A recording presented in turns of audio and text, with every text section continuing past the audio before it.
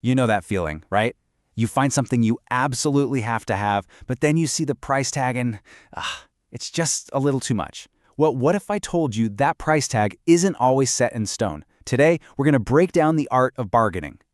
So picture this. We've all been there. You're out somewhere, maybe a market or a store, and your eyes land on the perfect thing. You pick it up, you turn over the tag, and oof, that little number just doesn't work for you. But here's the thing. What if that number is just a suggestion? What if a quick, friendly conversation is all it takes to change it? That, my friends, is the power of bargaining. Okay, so let's dive right in. Before you can get a great bargain, you gotta understand what the word itself really means. It's actually more than just getting something for cheap. And what's so interesting here is that the word bargain is kind of two things at once. It's the goal, getting that awesome deal, but it's also the action, the verb. It's the whole negotiation process you go through to get there.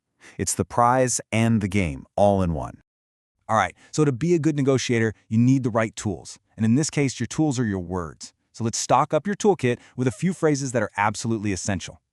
First up, and this one's probably the most important, is knowing your price range. This is your own personal line in the sand. It's the most you're willing to spend, and maybe the least you hope to.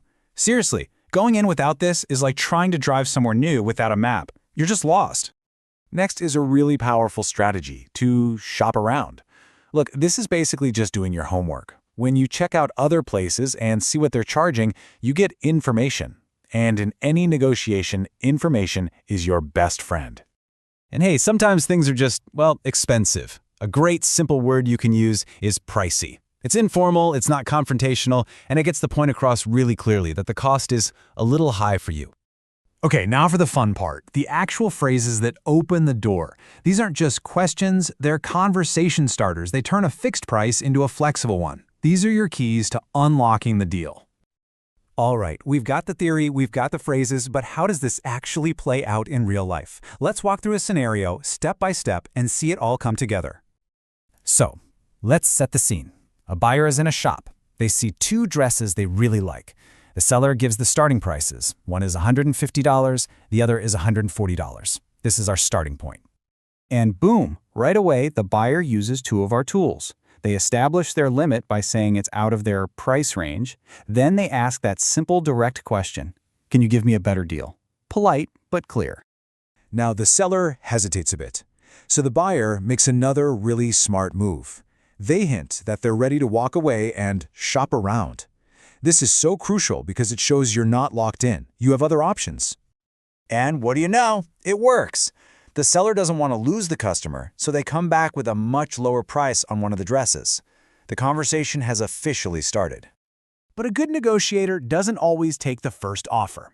The buyer gently pushes back, then pivots to this brilliant idea, bundling.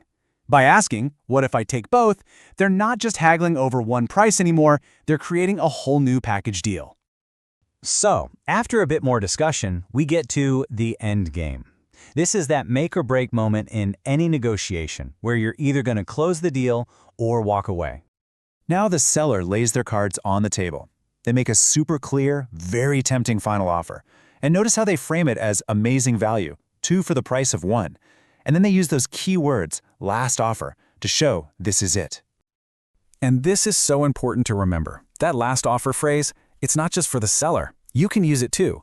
It's the universal signal from either side that says, this is the end of the line for me. Take it or leave it. And there it is. Look at that result. The total started at almost $300 for both dresses. And with a little bit of smart, polite conversation, the final price is just $100. That's not just a good deal. That's a fantastic bargain. So this all leads to a really interesting final thought. Bargaining is a skill, for sure. But is it a universal one? The truth is, it's also a cultural custom. In some parts of the world, it's totally expected. In others, not so much. It's just a great reminder that shopping isn't always just about the transaction. It's about the human interaction too. Definitely something to think about next time you're out.